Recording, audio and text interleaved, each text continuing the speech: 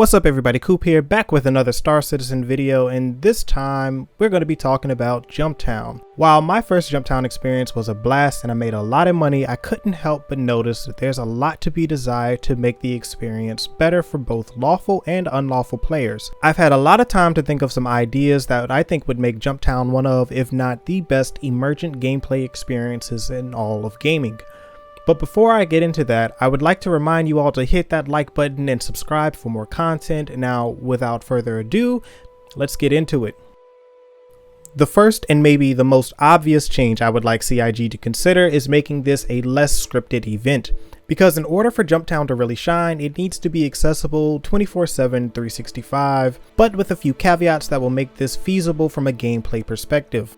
Lastly, and most importantly, this should largely be criminal underworld oriented gameplay, with law enforcement trying to play catch up. With the shift in focus to the criminal underworld, there will also be a need for an even bigger shift in the gameplay experience, starting with the operation of the narcotics labs. The established labs will initially be controlled by AI criminal organizations, allowing players and or player-run organizations that have max rep with the controlling gang full run of these facilities. They will also be able to hire help from the controlling factions to help run the facility if needed. Alternatively, players can attempt a hostile takeover of these territories. However, the AI faction that owns the facility would generate missions for AI and players to help defend and or retake that facility. Circling back to why the labs need specialization, each lab will require the appropriate commodities to be supplied before the narcotics manufacturing process can start.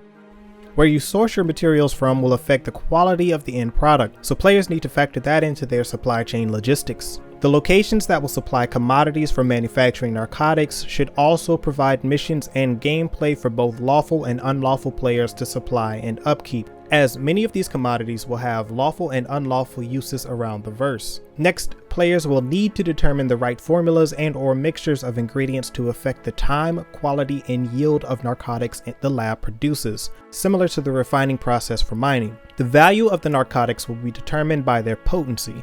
85% potency would be the baseline for selling, maxing out at around 99%.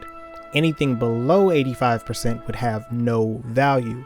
Each percentage increase in potency would see a percentage increase in the product's total value, creating a need for science gameplay for unlawful players. Faculty maintenance will be required to keep the operation running smoothly and efficiently. Wear and tear will be a factor, as well as components and modules needing to be replaced and or upgraded over time, positively and or negatively affecting the time, quality, and yield of the products produced. These components and modules can be damaged and or destroyed if the facility is attacked, and yes, this means it will cost money to run and operate these facilities as well.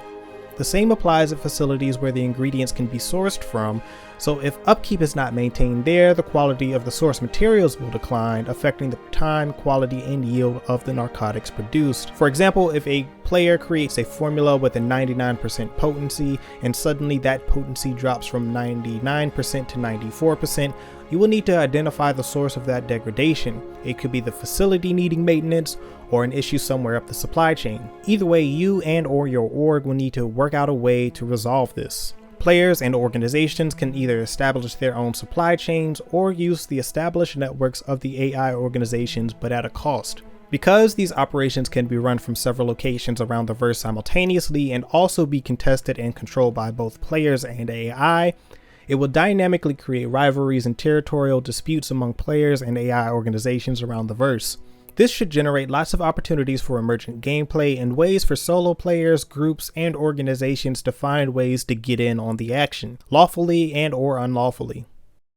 With the addition of base building, players would have the opportunity to create drop points for smugglers to pick up and drop off their hauls to minimize traffic to and from the labs, reducing the risk of law enforcement locating and attempting to shut down the entire operation.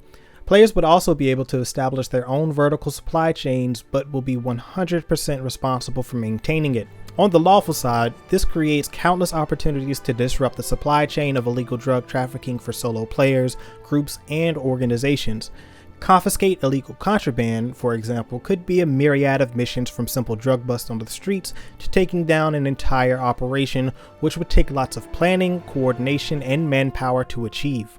Bonuses and reputation earned from turning in illegal contraband would vary based on the local law enforcement agency's policy on illegal goods. Also, if players and or organizations are able to locate distribution centers, labs, they can attempt to shut down these operations themselves.